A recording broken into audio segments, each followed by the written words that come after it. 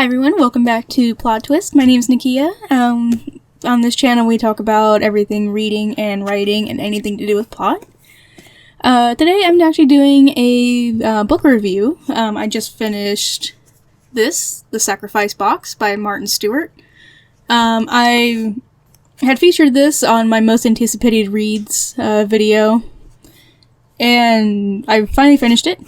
I've been in a bit of a slump, so I've been a little slow for the last few months actually now. But yeah, anyway, so I finished it and I loved it. It was great. It wasn't gay as I thought it was in my first video, which is totally fine. I mean, it wasn't that big of a deal. There was a gay character in it, but I didn't think that really warranted a sticker saying this book is gay. So either it was one of the other books on the shelf that I've been reading or looking at, or that's all it takes to be labeled as gay by Barnes & Noble. It just needs one gay character that's not even the main character. But anyway, I digress on that one. Yeah, so The Sacrifice Box is a really good young adult horror story. This would be great for somebody who maybe wants to get into horror, I think, and doesn't really know what to expect from the genre. There's definitely somebody who maybe has been reading young adult the entire time, their entire reading career, or possibly even just somebody who's never read horror before and wants to get into it. I read a lot of horror, actually.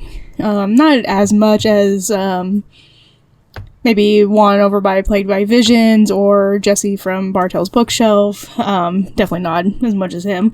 I know that. Probably not as much as either of them, really. But I have read my fair bit of horror, and I loved it. It was really good as a horror book. It had a beautiful atmosphere, this, hot, sticky summer, where just things are going wild for these kids. So it had great atmosphere. The writing is beautiful. Some of my favorite lines in literature have actually come from this book. It talks about friendship and love and forgiveness in absolutely beautiful ways. Yeah, the prose is just amazing. The story itself, I would call it a little simplistic. So this is a book that features two storylines, essentially, that are happening. There is a main storyline, which is described far more than the second storyline. And they kind of just echo each other, so you just get an idea of what's going on. So essentially, what's going on here in this book is 5 friends in the summer of 1982 find a sacrifice box, a giant stone box in the middle of the forest. One of them, September, or Sep, as he's called, he gets the idea in his head that they should put sacrifices in the box. Nobody really tells him this, he just kind of dreams about it one day. So the friends all agree, and they agree that it should be things that are really important to them. So they all choose an item and put it into a box. One kid, Arkle, he chooses a bag of dragonflies that he had actually set on fire. Another one, Mark, chooses a watch, at which he has stopped the time to that specific time of them putting everything into the box. Lamb chooses a mirror, and Hadley chooses her diary. Sep also chooses his teddy bear that he had given to his mother while she was in the hospital, while she was sick, and got it back from her after she had gotten better. So he chooses that teddy bear. So all things that very much mean something special to the kids. So once they do that, they seal the box, and they make the vow, which is on the back of the book, to never come to the box alone, never open it after dark, and never take back your sacrifice. It is quickly determined that somebody has broken those rules, or at least one of those rules, as things start to get a little weird for the kids. This is about 4 or 5 years later, I think it is. So the book actually is set about 4 or 5 years after the initial events of putting things into the sacrifice box. Unfortunately, none of the kids at this time are friends anymore. They were friends for that one summer, and Sepp, the main character, or the character whose head we're in the most, he describes to his mother that those kids never talk to him, despite all of them actually sharing an English class together. Nobody ever talks to him anymore, and they actually don't talk to any of the other kids anymore, at least in very rare circumstances. So Sepp goes about his day, and then he discovers that the sacrifice box has been tampered with. So Lamb is a young girl. I would say she was your typical tomboy. Every horror film's got to have one of those when it's about kids. Definitely reminiscent of Stephen King, especially with It and The Body. Very, very much that kind of dynamic in terms of characters, and a little bit of that feel too. There's actually a scene where their old childhood bikes become a very important tool that they have to use at the end of the book.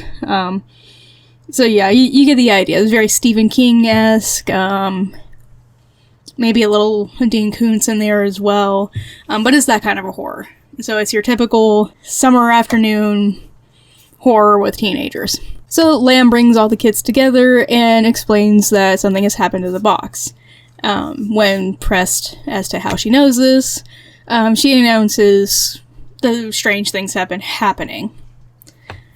So the kids talk about nightmares, they talk about voices that they hear, they talk about strange things happening in their house, and these strange things happen and they get worse and worse as the book goes on, until finally the box has actually started bringing animals back to life, and these zombie animals, which are described very grotesquely, by the way, attack the kids.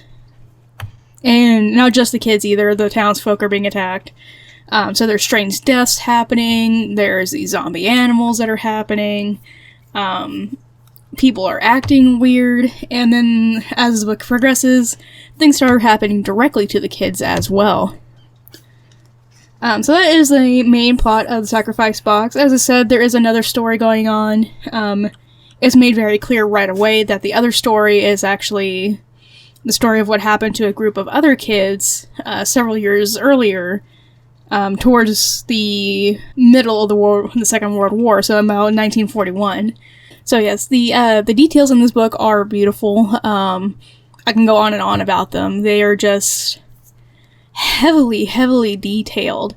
And, for a young adult book, some of the scenes can actually get very gory. They get pretty grotesque. They get pretty bad. And even some of the kids are afflicted by rather horrendous stuff. Nothing as far as I would say like Saw or anything like that.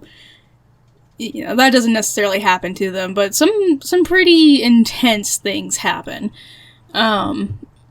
You can tell right away that they are in legitimate danger.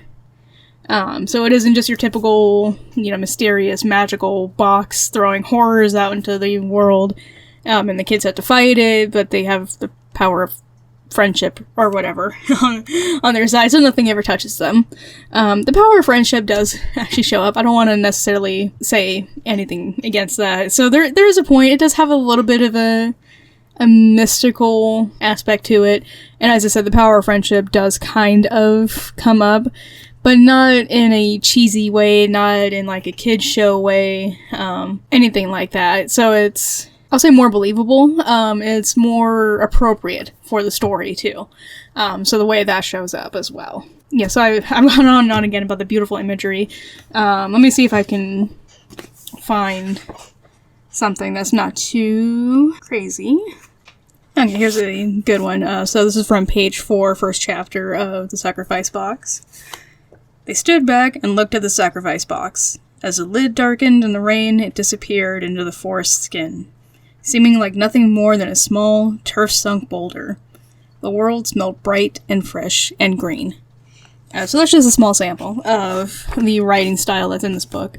And actually, as I was flipping through that to find it, when I mentioned earlier that it had the same feel as like Stephen King's It or The Body, there is actually a quote from The Body in the book. I don't know if you can see that. So it's a quote, "I never had any friends later on like the ones I had when I was 12. Jesus, did you?" So a famous line from that book. So it definitely echoes that style of writing. So I think if you like Stephen King, you'll like The Sacrifice Box. Especially if like The Body was your favorite book, which, or story, I should say. So yes, it is a wonderful book. Again, The Sacrifice Box by Martin Stewart. I heavily suggest reading this book. It's got beautiful atmosphere, it's got everything you desire in horror, it's got a little bit of comedy as well, and for a mystical young adult book, the solution is magical, but it isn't that easy either. Not what you would typically expect for a young adult book. At least I didn't think it was. But yes, I highly suggest reading this book. If you get around to it, I give it about a 4 out of 5 stars on Goodreads, only because it does have a few issues here and there. Some of the descriptions could be better. There were times where I wasn't sure what the setting was, or what the kids were doing in some cases. There was one scene where they're in a kitchen, and one of the kids interacts with something on the counter that I didn't know was there in the beginning. Not a huge deal, you know, little details like that can be brought up, but he seemed to have been messing with it for a while, so it was a little jarring, and I had to go back and make sure I didn't miss anything at that point. But beyond that, you know, it was a very satisfying read. Just the kind of thing that was going to get me out of this book slump, actually. I'm already moving on to other books. Right now, I usually read about 3 or 4 at a time. I know, I'm weird. But yes, The Sacrifice Box by Martin Stewart. I highly recommend it. Again, 4 out of 5. Alright, well, thank you so much for joining me on Plot Twist today. My name is Nakia, and I hope you have a wonderful day, and keep reading.